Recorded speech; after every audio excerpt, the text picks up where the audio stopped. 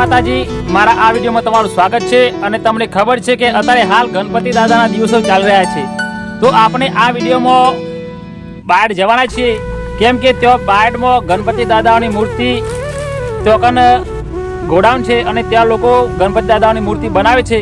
તો ત્યાં જઈને આપણે મૂર્તિ કેટલા ફૂટની છે, મૂર્તિ કેટલી પ્રાઇસ છે, એ સમગ્ર માહિતી હું આ વિડીયોમાં તમને જણાવવાનો છું। તો મહેરબાની કરીને આ વિડીયો તમે પૂરેપૂરો જોજો। ત્યાં લગભગ 200 રૂપિયાથી લઈને કમસે કમ 15,000 સુધીની ત્યાં મૂર્તિ મળે છે અને એ મૂર્તિ તે લોકો કેવી રીતે બનાવે છે તે સમગ્ર માહિતી આ વિડીયોમાં હું તમને જણાવીશ। તો વિડીયો કાપતા નહીં, વિડીયો પૂરેપૂરો જોજો, આગળ જતાં બહુ મજા આવવાની છે। તો આ વિડીયોને સારું લાગે તો લાઈક અને આવા બીજા વિડીયો જોવા માટે ચેનલ સબસ્ક્રાઈબ કરી લેજો। તો ચાલો જઈએ આપણે બાયડ।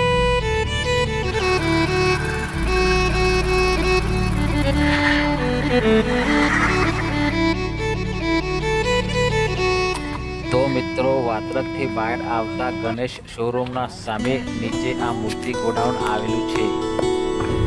તો મિત્રો, અહીં બાયડ તાલુકામાં હાઈવે નીચે મૂર્તિઓનું મોટું ગોડાઉન છે। તમે જોઈ શકો છો કેટલી વિશાળ અહીંયા મૂર્તિઓ છે અને આ મૂર્તિઓ અહીં કેવી રીતે બને છે એ પણ હું અહીં કઈ પદ્ધતિ રીતે બનાવે છે એ હું તમને આ વિડીયોમાં બતાવીશ।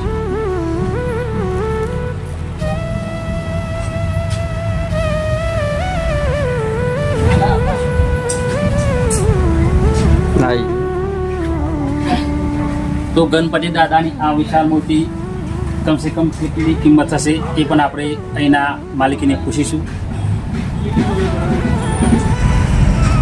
કેટલી કિંમતની છે? 13,500। તો આ મૂર્તિની કિંમત 13,500 મેકેલી છે। આગળ પણ બતાવો, આ પણ 13,500ની, એટલે કે 13,500 રૂપિયા। કમસે કમ 7 ફૂટની મૂર્તિ આ ગણપતિ દાદાની છે।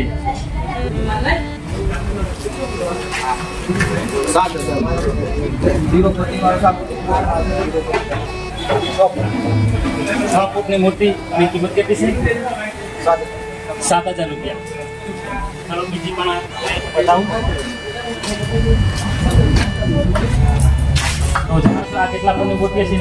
કિંમત કેટલી હશે? 13,500। આ પણ 7 ફૂટની મૂર્તિ છે અને 13,500 કિંમત મેકેલી છે। તો બાયડ તાલુકામાં ગણેશ શોરૂમના બાજુમાં અહીં મૂર્તિનું વેચાણ થાય છે। જો કોઈને જરૂર હોય તો તમે આવી શકો છો અને આગળ પણ જોઈએ અને તમને બતાવું। અહીં વિવિધ પ્રકારની અહીં મૂર્તિઓ છે, આ પણ તમે જોઈ શકો છો। શંકર ભગવાનના રૂપમાં ગણપતિ દાદાની મૂર્તિ બનાવેલ છે। આની કિંમત શું મૂકી છે? 7,500 રૂપિયા અહીં ગણપતિ દાદાની મૂર્તિની કિંમત મૂકી છે। आता થઈ ગયું।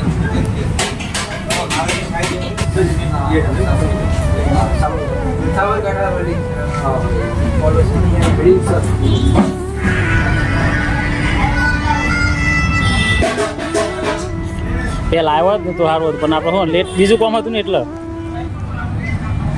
તો ઘણી એવા આટલા બાજુ બધી આપણે કવરમાં પબ્લિક થઈ જાય।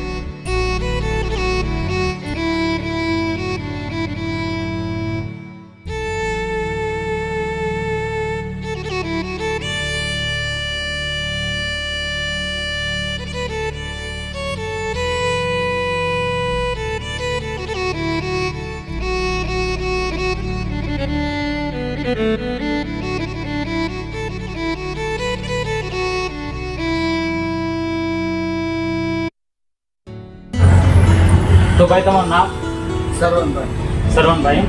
તો અહીંયા મૂર્તિ 7 ફૂટની છે, બરોબર? તો આની 13,500 કિંમત તમે મૂકેલી છે. ઓકે.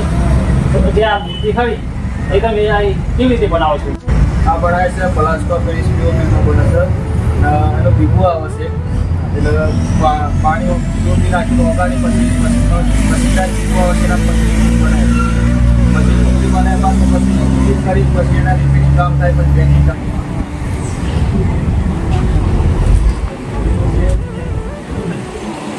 ભાઈ આ તો સાદી બેન સફાઈ ને સાદી બેન સફાઈ પછી 2-3 કલાક પછી સુકાઈ જાય પછી આ ખેંચીને તો મૂર્તિ બહાર આપી દે બીજું સુકી જાય. તો આ 1.5 ફૂટનું બીબું છે જે ગણપતિ દાદાની મૂર્તિ બનાવવા માટે આ બીબું કામ લાગે છે. અને તમે જોઈ શકો છો અહીં અંદર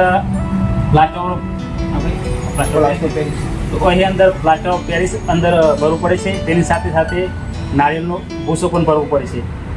તે ભર્યા પછી કમસે કમ કેટલો ટાઈમ લાગે? 2 થી 3 કલાક ટાઈમ લાગે. એટલે આને પછી ઉપર સુકાઈ દે. લબડ એના ઉપર લબડ બાંધવાનું આવશે, મશીન આવશે બીજી પણ એ નથી એમાં જોડે. પછી સુકાય પછી કાઢી દેવાનું. તો 7 ફૂટની મૂર્તિ બનાવી તો આવું જ બીબું આવું જ આવે, સેમ આવું જ આવે પણ મોટું આવે.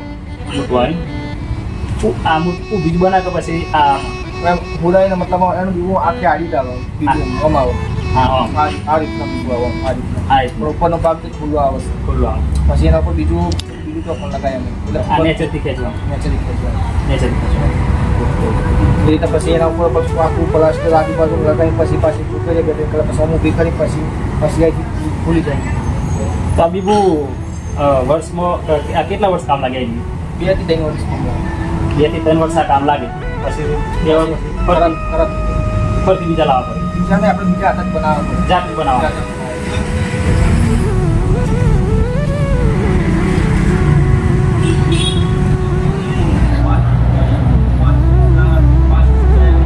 તો મિત્રો આપણે જાણીએ કે અહીં ગણપતિ દાદાની મૂર્તિ કેવી રીતે બને છે, તેમાં શું મટીરિયલ વાપરવામાં આવે છે. જે આ મૂર્તિ જે બનાવે છે એ ભાઈ જોડેથી આપણે માહિતી લીધી. તો હવે વિડીયોને આપણે અહીંયા અંત લાવીશું. અને વિડીયો જો તમને સારું લાગે તો વિડીયો લાઈક કરજો અને આવા બીજા વિડીયો જોવા માટે અને આવી માહિતી માટે ચેનલ સબસ્ક્રાઈબ કરવાનું ભૂલતા નહીં.